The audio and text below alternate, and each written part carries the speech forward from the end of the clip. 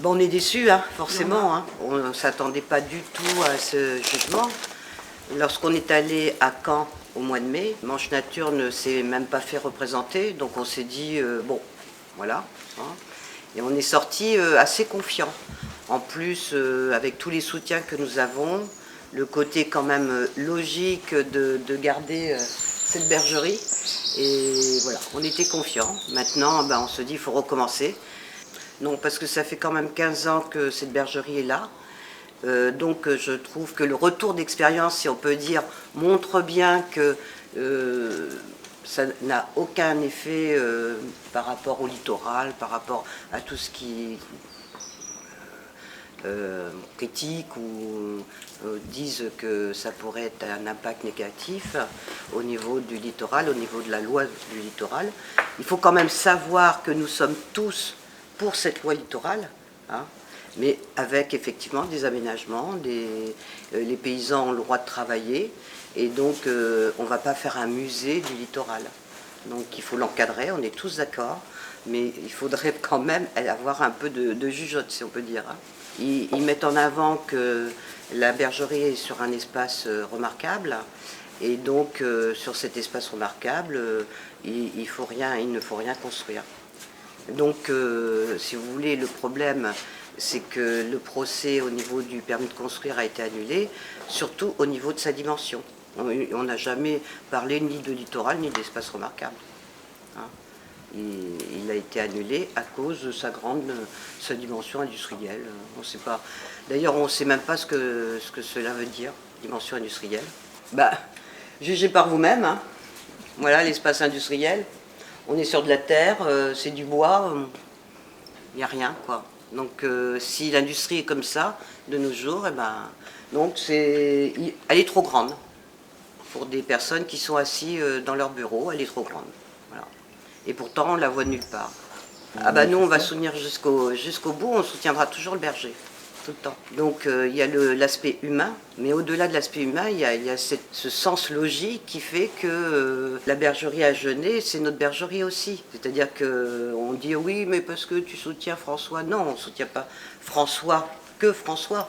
On soutient tout ce côté artisanal, ancestral, qui est le mouton de Pré-Salé. Donc évidemment, il y a d'autres moutons de Pré-Salé, on va à Ardevon, on va ailleurs, il y a d'autres moutons de Pré-Salé, c'est pas le problème. On va chez les Bretons, il y en a plein aussi des moutons de Pré-Salé. Mais si on regarde nationalement, le mouton de Pré-Salé, il est en voie de disparition dans tous les cas de figure. Donc on soutient ce genre de patrimoine.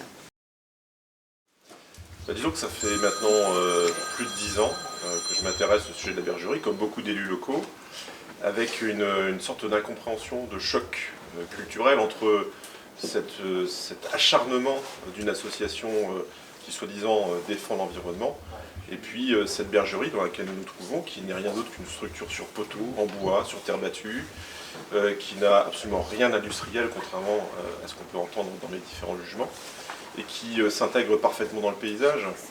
Encore récemment, j'ai amené des gens ici, dimanche dernier, pour leur faire découvrir cette bergerie dont ils ont beaucoup entendu parler. Ils sont absolument surpris, voire estomaqués, de découvrir qu'il n'y a pas grand-chose, si ce n'est qu'un abri pour un troupeau de moutons qui constitue, encore une fois, un élément patrimonial très fort dans cette baie du Mont-Saint-Michel. La présence des moutons, elle est attestée depuis le Moyen-Âge et sans doute avant. Ce qui est embêtant, finalement, c'est que certaines personnes refusent ce caractère anthropique de la baie du Mont-Saint-Michel, qui voudraient voir disparaître les humains, tout simplement, alors que cette baie a été façonnée par les hommes. En fait, je pense qu'on est face à une rigidité réglementaire française. Dans beaucoup des domaines, la loi française s'applique de manière verticale. Partout en France, quand la loi littorale a été conçue, les législateurs n'ont pas été capables d'apporter les instruments d'une souplesse qui permettrait, selon les situations, effectivement si on est en Vendée, si on est dans le nord de la France, en Bretagne ou en Normandie, la loi doit s'appliquer de manière différente. La baie du Mont-Saint-Michel est déjà surprotégée, et c'est une bonne chose, de par la présence du Moron, de par la reconnaissance au titre de l'UNESCO de la baie.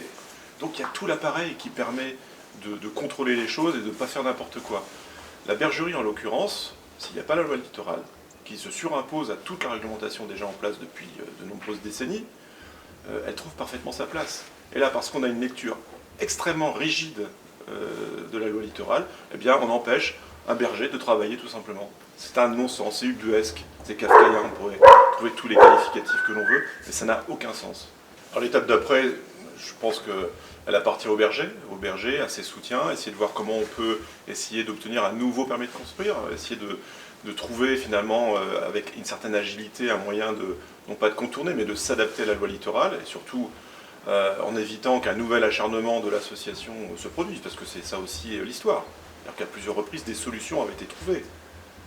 Mais l'acharnement de l'association, qui veut à tout prix la tête du berger et de ses moutons, fait qu'on n'arrive pas à déboucher sur un compromis ou sur un consensus qui satisferait tout le monde. Donc là, je pense que et le collectif et les élus que nous sommes, on va continuer à travailler de manière à permettre à cette bergerie de perdurer dans le temps. Comment ça s'est passé vraiment? Parce que Manche Nature, ils sont très parcimonieux au niveau des interviews. Par contre, tout ce qu'ils disent, on le marque textuellement dans Ouest France ou dans la Manche Libre ou dans la Gazette. Et donc quand Manche Nature prétend que j'ai refusé de discuter avec le Conservatoire littoral pour trouver des solutions, c'est complètement faux. C'est nous qui avons trouvé des solutions avec le Conservatoire littoral, et c'est Manche Nature qui a refusé de discuter avec eux. On a des preuves.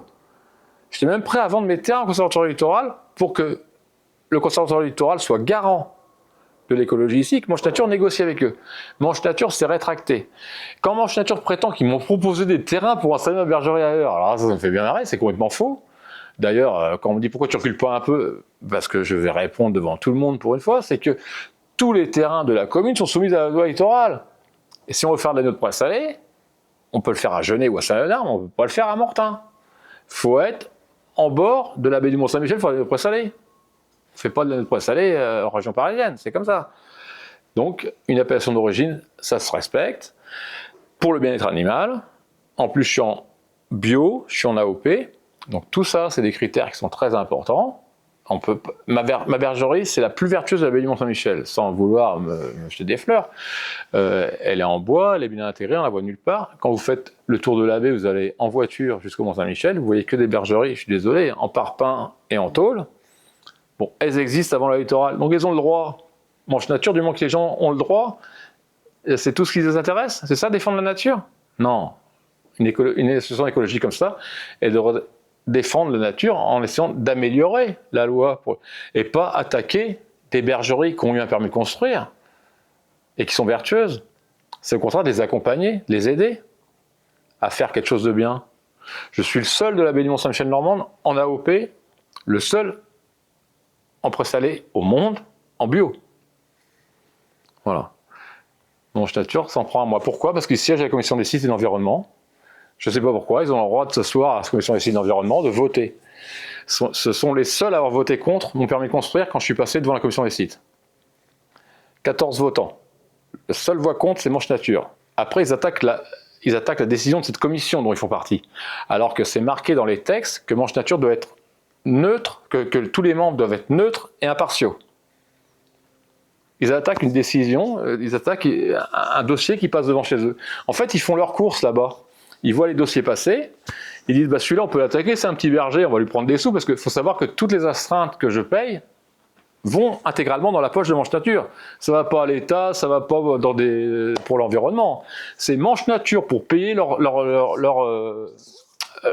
employés, leurs juristes qui s'amusent à attaquer les gens, qui sont, voilà, ils n'attaquent pas les grands pêcheurs qui délabrent les fonds marins, ils n'attaquent pas les ostréiculteurs qui ont construit des bâtiments en béton à 0 mètre de la mer. Mais j'ai rien contre, c'est normal. Il faut des bâtiments pour les activités agricoles liées à la proximité immédiate du rivage. Mais c'est bizarre, ils attaquent que les petits. Ils n'attaquent pas les huîtriers de Blainville, là, qui ont construit un truc de 10 hectares. Mais voilà. Alors pourquoi s'attaquer à moi? Je ne sais pas. Il y en a qui disent que c'est politique, il y en a qui disent que c'est parce que juste je suis le fils de Charbonnet d'Avranches. Moi-même, je ne sais pas. Alors moi, c'est pas grave. Je peux faire autre chose, mais il ne faut pas la bergerie, je veux bien que ce soit quelqu'un d'autre. Mais mes moutons, la bergerie, le pastoralisme devraient rester dans la baie. En déplaise à Manche Nature. Et ça, on va se battre pour ça. Et je dis ça parce que tous les gens qui sont autour de moi m'ont dit qu'il fallait continuer, ils veulent me soutenir pour qu'on continue. Donc s'il faut payer, on va payer. Mais on va éviter, parce que sachant que l'argent va dans leur poche, on va essayer de faire autrement, donc de trouver un autre permis de construire. Ce coup-ci, ils siégeront à la commission des sites d'environnement, mais on leur dira de s'en aller, parce qu'ils doivent s'en aller du débat, vu qu'ils ne sont pas neutres et impartiaux. Et après, s'ils nous attaquent au tribunal, on saura comment réagir maintenant devant des menteurs. Voilà.